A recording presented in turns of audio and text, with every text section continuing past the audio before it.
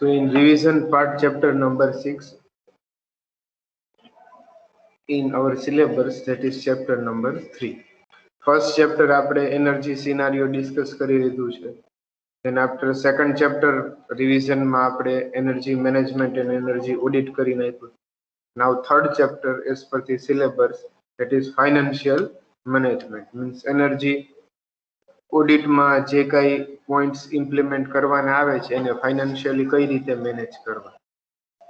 Okay, so financial management, it is very important to make the profit from implementation of energy saving instruments or energy saving equipments. Okay, so financial management includes investment need, appraisal criteria, then after energy management tools and techniques, financial investment technologies, બરાબર આ બધી વસ્તુ એમાં included છે. First of all investment need, appraisal and criteria. એટલે ઇન્વેસ્ટમેન્ટની જરૂરિયાત શું કરવા છે? So to reduce the wastage of energy or to improve the energy efficiency, we required the financial management. બરાબર છે. એટલે કોઈ પણ ઇન્વેસ્ટમેન્ટ આપણે કરવું છે, ફોર એક્ઝામ્પલ આપણે કોઈ સ્ટોક માર્કેટમાં ઇન્વેસ્ટ કરીએ છીએ તો આપણે એની હિસ્ટ્રી અને રેકોર્ડ જોઈને બીજાનું ગાઈડન્સ લઈને આપણે ઇન્વેસ્ટ કરીએ છીએ કે આપણને એના અમુક પીરિયડ પછી એમાં પ્રોફિટ મળે. તો સેમ વસ્તુ એનર્જી સેવિંગ અથવા એનર્જી એફિશિયન્ટ ટેકનોલોજી ઇમ્પ્લિમેન્ટ માટે પણ કરવામાં આવે છે. જ્યારે કોઈ પણ એનર્જી સેવિંગ ટેકનિક્સ કે ઇક્વિપમેન્ટ્સ ફિટ કરવામાં આવે એટલે કે ઇન્સ્ટોલ કરવામાં આવે ત્યારે જનરલી એની માટેની જરૂરિયાત શું છે એ પહેલા ડિફાઇન કરવામાં આવે છે. So the size of energy problem is currently facts. Means જે એનર્જી પ્રોબ્લેમ ઘણા બધા હોય, લાઇટ બિલ ઇન્ડસ્ટ્રીમાં ઘણું વધારે આવતું હોય, અથવા પોલ્યુશન વધારે થતું હોય, અથવા મશીનની એફિશિયન્સી મેન્ટેન ન રહેતી હોય, તો આવા બધા સિરિયસ રીઝનો હોય તો આવા બધા સિરિયસ રીઝન્સને લીધે આપણે શું કરવું પડે છે? તો કે ઇન્વેસ્ટમેન્ટની જરૂર પડે છે. The technical and good house stock keeping measure available to reduce the waste.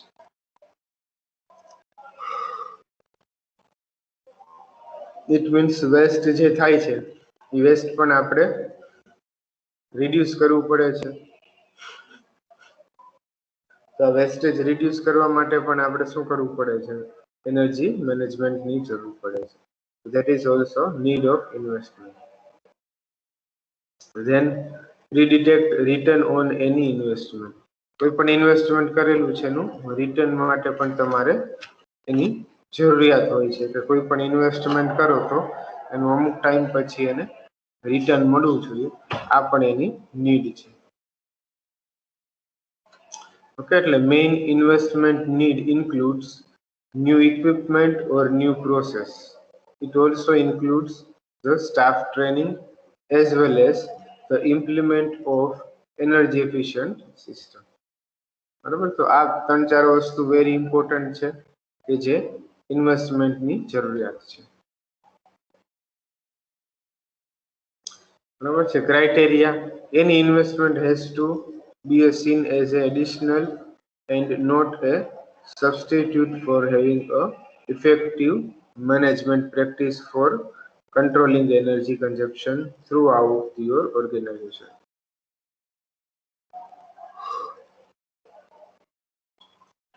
It means તમારું જે કાંઈ ઓર્ગેનાઇઝેશન છે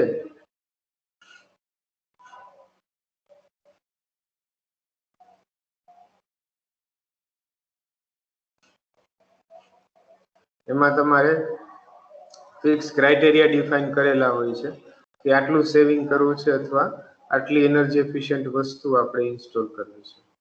બરાબર છે. એટલે આટલી વસ્તુની ઇન્સ્ટોલેશનની જરૂર છે અને આટલી વસ્તુ ઇન્સ્ટોલ કરવાના છે અને આ રીતે ઇન્સ્ટોલ કરવાના છે, આટલું એમાં બજેટ અપ્રુવલ છે અને આટલું કોસ્ટ થશે અને આટલા ટાઈમમાં એને રિટર્ન મળશે. આ બધા ક્રાઇટેરિયા ઓલરેડી ડિફાઇન કરેલા હોય છે. બરોબર છે. તો આ ક્રાઇટેરિયા પ્રમાણે વર્ક કરવામાં આવે છે. So spending money on technical improvement for the energy management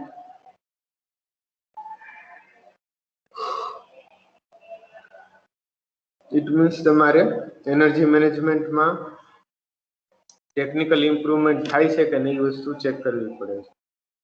એટલે કે કોઈ પણ ઇન્વેસ્ટમેન્ટની પાછળ તમારે એનર્જી મેનેજમેન્ટ કરવું પડે છે. બરાબર છે. તમે કોઈ પણ ટેકનોલોજી નવી ઇમ્પ્લિમેન્ટ કરો તેની પાછળ તમારે ફાઇનાન્શિયલ ક્રાઇટેરિયા ડિફાઇન કરવો પડે છે. ફોર એક્ઝામ્પલ, તમારે સોલાર સિસ્ટમ ઇન્સ્ટોલ કરવી છે તો સોલાર સિસ્ટમનો મેક્સિમમ બેનિફિટ ક્યાં મળે છે એ લોકેશન ડિફાઇન કરવું પડે અને કઈ સિઝનમાં મળે છે એ વસ્તુ ડિફાઇન કરવી પડે છે. બરોબર છે. તો આ બધા એના ક્રાઇટેરિયા છે, કન્ડિશન છે. બરોબર છે. ફોલો કરશો તો તમને મેક્સિમમ આઉટપુટ મળશે.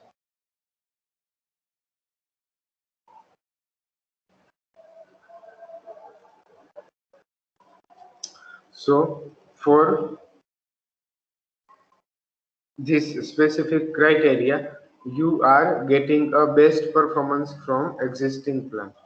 બરોબર. એટલે જે કઈ ઇન્વેસ્ટમેન્ટ ક્રાઇટેરિયા છે એ પ્રોપરલી ડિફાઇન કરેલા હોય અને એ પ્રમાણે વર્ક કરવામાં આવે તો તમારા જે પ્લાન્ટનું છે એ પરફોર્મન્સ સારામાં સારું મળે એન્ડ એને લીધે તમે એનર્જી સેવિંગ પણ સારામાં સારું કરી શકો. બરોબર છે. અને પોલ્યુશન પણ રિડ્યુસ થશે. When listing the investment opportunity, following criteria need to be considered. હવે કયા કયા ક્રાઇટેરિયા કન્સિડર કરવાના છે તો કે તમારે એનર્જી સેવિંગ પ્રોસેસ કે ટેકનોલોજી ઇમ્પ્લિમેન્ટ કરવાથી તમારા પ્લાન્ટની ક્વોલિટી અને ક્વોન્ટિટીમાં ફેર પડવો જોઈએ નહીં. એન્વાયરમેન્ટલમાં પોલ્યુશન રિડ્યુસ થવું જોઈએ.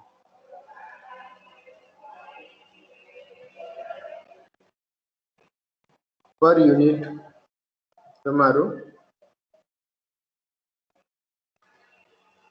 એનર્જીનું કોસ્ટિંગ રિડ્યુસ થવું જોઈએ. આ બધા શું છે તો કે ક્રાઇટેરિયા છે. નાઉ investment appraisal. Energy management has to identify how cost saving arising from the energy management. બરાબર છે. કોસ્ટ સેવિંગ કઈ રીતે થઈ શકે છે?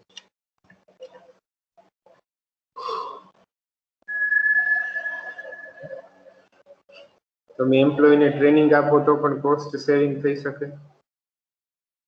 તમે સ્કિલ્ડ એમ્પ્લોય પર્ટિક્યુલર લોકેશન ઉપર ડિપ્લોય કરો તો પણ તમે એનર્જી સેવિંગ કરી શકો. તમારી જે ટેરિફ સિસ્ટમ છે એનર્જી કન્ઝપ્શન એ ટેરિફ સિસ્ટમ ચેન્જ કરો તો પણ તમારું કોસ્ટ સેવિંગ થઈ શકે. ઇક્વિપમેન્ટ જે છે ઇન્ડસ્ટ્રીમાં વર્ક કરે છે અને ફૂલ્લી એફિશિયન્સી અથવા ફૂલ્લી લોડ ઉપર ચલાવશો તો તમને મેક્સિમમ આઉટપુટ મળશે. તો જેટલું તમે મશીનરીને ફૂલ લોડ ઉપર ચલાવશો એટલું તમારું આઉટપુટ સારું મળશે અને તમારું કન્ઝપ્શન ની કોસ્ટ રિડ્યુસ થશે. પ્લસ એન્વાયરમેન્ટલ કન્ડિશનને પણ ધ્યાનમાં લેવામાં આવે છે. તેમાં પણ લીસ્ટ પોલ્યુશન થાય એ પ્રમાણે તમારે પ્રોસેસ ઇન્ડસ્ટ્રીની મેન્યુફેક્ચરિંગની પ્રોસેસ કરવાની હોય છે જેથી તમારે કોઈ પણ એન્વાયરમેન્ટલ ઇફેક્ટને લીધે પેનલ્ટી ન લાગે. આ બધી વસ્તુ ઇન્વેસ્ટમેન્ટ એપ્રેઝલમાં કન્સિડર કરવામાં આવશે. Now financial analysis. So for financial management we have to also consider financial analysis technology or techniques. So there are so many financial analysis techniques are there which helps to find the accurate financial management. Okay, so for very accurate financial management or best financial management, we can use some financial investment analysis technology. So first is simple payback period, then second is return on investment, and third is net present value. Okay, so now first simple payback period. So as we have discussed, the simple payback period is equal to first cost divided by yearly benefit minus yearly cost. First cost means installation cost or approximate total installation cost, include the transportation, product cost, commissioning cost, testing cost, insurance cost, taxes, then extra any other charges, આ બધી વસ્તુ તમારી first કોસ્ટમાં consider થાય.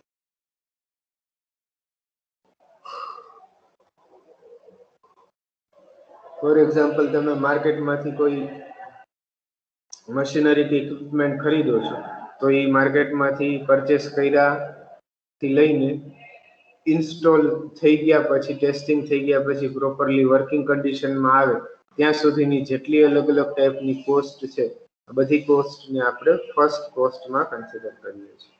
Means first time જે આપણે installment માટે ખર્ચો કરવો પડે એ ફર્સ્ટ કોસ્ટ થશે. ડિવાઇડેડ બાય યરલી બેનિફિટ, એટલે કે ઇન્સ્ટોલ કરવાથી તમને યરલી શું ફાયદો થાય છે. ફોર એક્ઝામ્પલ, તમારો એનર્જી સેવિંગ ફેન છે,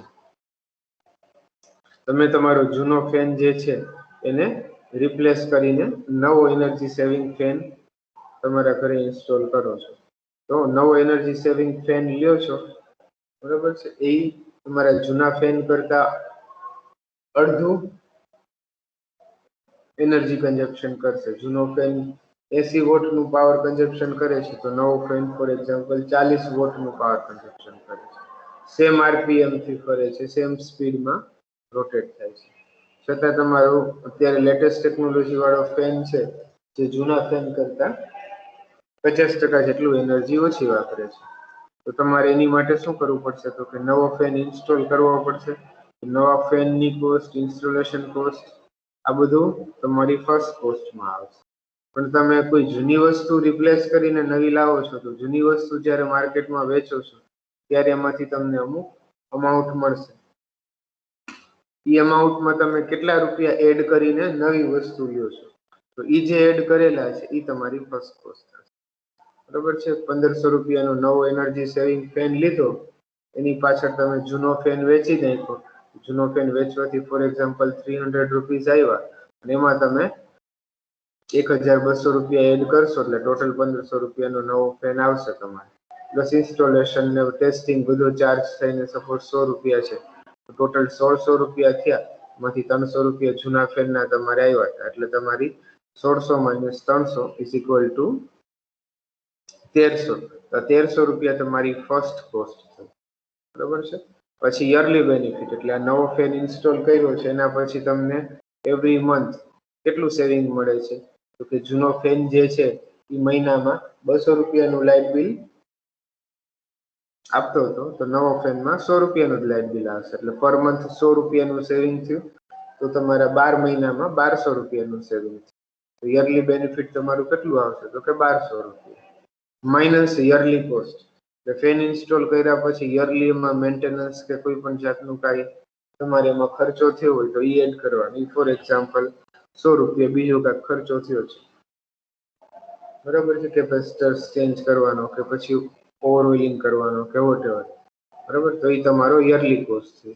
ફર્સ્ટ કોસ્ટ 1300 રૂપિયા થઈ, બરાબર છે, યરલી બેનિફિટ 1200 રૂપિયા થયું, અને યરલી કોસ્ટ 100 રૂપિયા છે. તો 1300 ના છેદમાં 1200 માઇનસ 100 મીન્સ 1300 ના છેદમાં 1100. બરાબર, એ કરશો એટલે તમને 1 પોઈન્ટ સમથિંગ મળશે. તો એટલા ટાઈમમાં તમારું ઇન્વેસ્ટમેન્ટ છે એ તમને પાછું મળી જશે સેવિંગના ફોર્મમાં. Okay, so this is your simple payback period method. Example આપ્યું જ છે, બરોબર છે. 60 લાખનું એક મશીન છે એ ફિટ કર્યું છે, એનાથી તમને એવરી યર 20 લાખનો બેનિફિટ મળે છે અને એવરી યર એની ઉપર 1.5 લાખ રૂપિયાનો મેન્ટેનન્સ ખર્ચો આવે છે.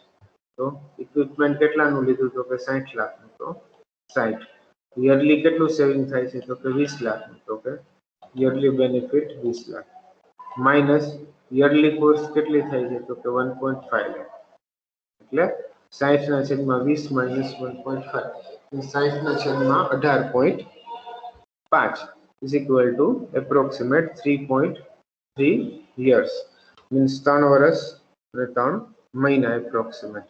આ તમારું શું થશે તો કે સિમ્પલ પેબેક પીરિયડ. આ મેથડ બહુ ઈઝી છે, સિમ્પલ છે, શોર્ટ ટાઈમમાં કેલ્ક્યુલેટ કરી શકાય છે અને કોઈ પણ મશીનરી ઇક્વિપમેન્ટ માટે એપ્લિકેબલ છે. These are the advantages. પણ ડિસએડવાન્ટેજીસ શું છે તો કે this method is not very accurate. આ મેથડથી તમને એક્યુરેટ ફાઇનલ તમારું કન્ફર્મ કેટલા ટાઈમમાં પેબેક મળશે કન્ફર્મ તમે કહી ન શકો. એપ્રોક્સિમેટ ખ્યાલ આવે કે આટલા ટાઈમ પીરિયડમાં પેબેક મળી જશે, એટલે તમારું જે ઇન્વેસ્ટ કરેલું છે તમને પાછું સેવિંગના ફોર્મમાં મળી જશે, પણ એક્ઝેક્ટ વેલ્યુ મળતી નથી. પ્લસ આમાં તમારું મશીનની લાઈફ સાયકલ પણ કન્સિડર કરવામાં આવતી નથી, બરોબર છે. તો આ બધા એના ડિસએડવાન્ટેજ છે.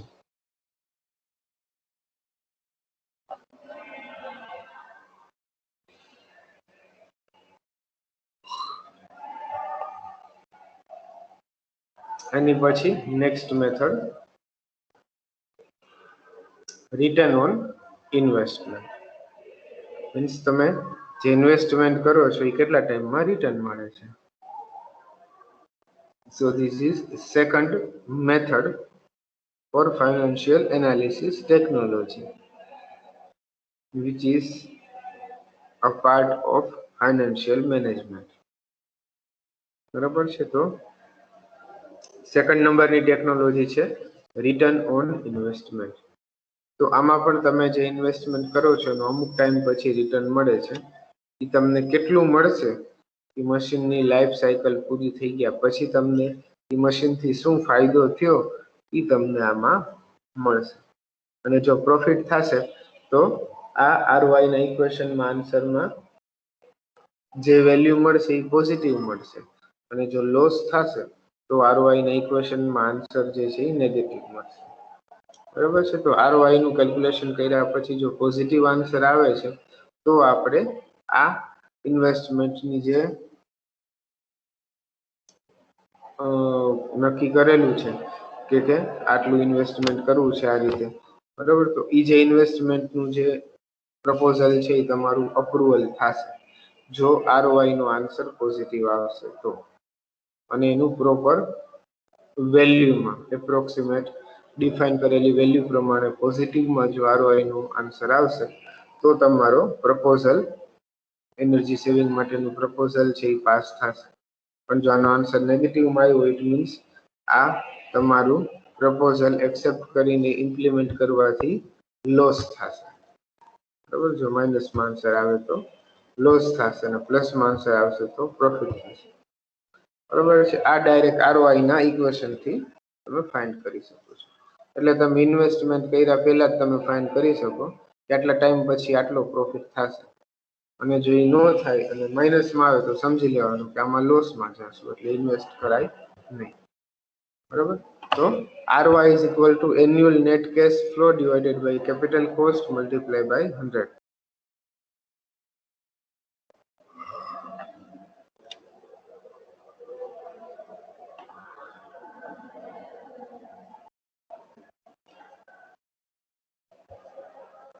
બરાબર છે. તો આને બે રીતે ફાઇન્ડ કરી શકીએ છીએ, એક તો પર્સન્ટેજ ફોર્મમાં અને બીજું ડાયરેક્ટ અમાઉન્ટના ફોર્મમાં. આપણે બે રીતે જોશું. Annual cash flow divided by capital cost multiply by 100 કરશો તો તમને જે પરસેન્ટેજમાં આન્સર મળશે બરોબર છે એના પરથી પણ તમે ફાઇન કરી શકો છો કે આમાં પર્સન્ટેજ છે કેટલું મળે છે અને પોઝિટિવ મળે છે કે નેગેટિવ. એ પ્રમાણે તમે ROI ને કન્સિડર કર્યા પછી ઇન્વેસ્ટમેન્ટ કરવું કે નહીં તમે નક્કી કરી શકો.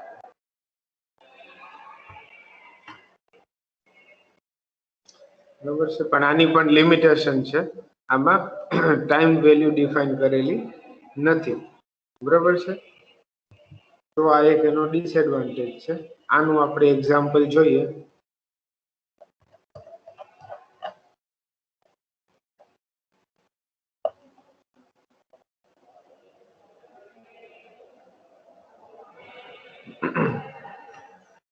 ફોર એક્ઝામ્પલ તમારું એન્યુઅલ નેટ કેશ ફ્લો જે છે ડિવાઇડેડ બાય કેપિટલ કોસ્ટ આવશે. એટલે એને આની જેમ જ તે CF કહેવામાં આવે છે. CF મીન્સ કેશ ફ્લો અને CF0 it means annual net cash flow divided by capital cost. બરાબર છે, એટલે ફોર એક્ઝામ્પલ તમારો એન્યુઅલ નેટ કેશ ફ્લો છે 5 લાખ રૂપિયા છે. બરાબર છે, અને તમારું કેપિટલ કોસ્ટ જે છે એ ફોર એક્ઝામ્પલ 6 લાખ રૂપિયા છે. બરાબર છે, તો તમને જે ROI પર્સન્ટેજમાં મળશે એ કેવું મળશે તો કે લેસ ધેન 100% મળશે. બરોબર છે, તો આ કેટલા પર્સન્ટ મળે છે એનો ક્રાઇટેરિયા હોય છે. સપોઝ 8 to 10% મિનિમમ તમને ROI મળવું છે. એનાથી ઓછું મળશે તો તમે ખોટમાં જશો. ઇટ મીન્સ આની વેલ્યુ તમને નેગેટિવ મળશે financially in terms of rupees. બરાબર છે, તો તમે આમાં ઇન્વેસ્ટમેન્ટ કરશો નહીં. બરાબર છે, જ્યારે તમને પર્સન્ટેજમાં હાયર વેલ્યુ મળે છે એટલે કે હાયર પર્સન્ટેજ આઉટપુટ મળે છે ROI માં. બરાબર છે, એટલે કે 40%, 50%, 70% એવી રીતે રિટર્ન ઓન ઇન્વેસ્ટમેન્ટ સારું મળે છે પર્સન્ટેજ ફોર્મમાં, તો તમે આ ટેકનિક્સમાં જે પ્રોડક્ટ તમે કેલ્ક્યુલેટ કરી હોય પ્રોડક્ટ તમે ઇમ્પ્લિમેન્ટ કરી શકો. બરાબર, એન્યુઅલ નેટ કેશ ફ્લો એટલે તમને એન્યુઅલી કેટલું પ્રોફિટ થાય છે મલ્ટીપ્લાય બાય કેટલા ટાઈમ પીરિયડમાં થાય છે. ફોર એક્ઝામ્પલ એન્યુઅલી તમને 5 લાખ રૂપિયાનું પ્રોફિટ થાય છે અને જે મશીન દ્વારા 5 લાખનું પ્રોફિટ થાય છે દર વર્ષે એ મશીનની લાઈફ પીરિયડ છે સપોઝ 10 વર્ષ, તો 5 લાખ ગુણ્યા 10 મીન્સ 50 લાખ. હવે આ 50 લાખ ટોટલ તમને 10 વર્ષના અંતમાં સેવિંગ મળશે. પણ એની માટે તમે ઇન્વેસ્ટમેન્ટ કેટલું કરો છો તો ફોર એક્ઝામ્પલ 25 લાખ. બરોબર છે, તો તમારું શું થયું 200% થયું. મીન્સ તમને જે તમારી કોસ્ટ છે એના કરતા 200% એટલે કે ડબલ તમને આઉટપુટ મળે છે 10 વર્ષના અંતે. તો તમે આને પર્સન્ટેજના ફોર્મમાં કન્વર્ટ કર્યા પછી તમને ખ્યાલ આવે કે આ તમે ઇમ્પ્લિમેન્ટ કરી શકો. પણ કેપિટલ કોસ્ટ જ 70 થી 80 લાખ રૂપિયા હોય અને ટોટલ તમને 10 વર્ષના અંતે 50 લાખ રૂપિયા મળતા હોય તો 50 લાખના છેદમાં 70 તમારું 100% કરતા ઓછું આવશે. તો એમાં તમે આ વસ્તુ ઇમ્પ્લિમેન્ટ કરવી યોગ્ય ન બને. અધરવાઇઝ તમને લોસ થશે, નેગેટિવમાં જશે. બરાબર છે. નેક્સ્ટ મેથડ છે નેટ પ્રેઝન્ટ વેલ્યુ. આમાં તમે એકચ્યુઅલી પ્રેઝન્ટ વેલ્યુ તમારી જે છે એ ઇન્ડિવિજ્યુઅલ સ્ટેપમાં કેલ્ક્યુલેટ કરી શકો છો. તો આ સૌથી સારી અને એક્યુરેટ મેથડ છે. ROI પણ 100% એક્યુરેટ નથી, પણ નેટ પ્રેઝન્ટ વેલ્યુ ઓલમોસ્ટ 99% જેવી એક્યુરેટ છે. બરાબર છે, નો ડાઉટ આમાં આની અંદર ફિગર્સ કેટલા એક્યુરેટ લ્યો છે એના પ્રમાણે તમારો આન્સર છે એક્યુરેટ આવશે. બરાબર છે, તો આ નેટ પ્રેઝન્ટ વેલ્યુ આપણે નેક્સ્ટ ટાઈમ જોશું.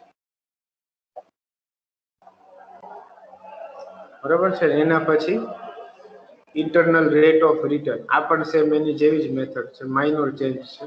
આપણે નેક્સ્ટ ટાઈમ ડિસ્કસ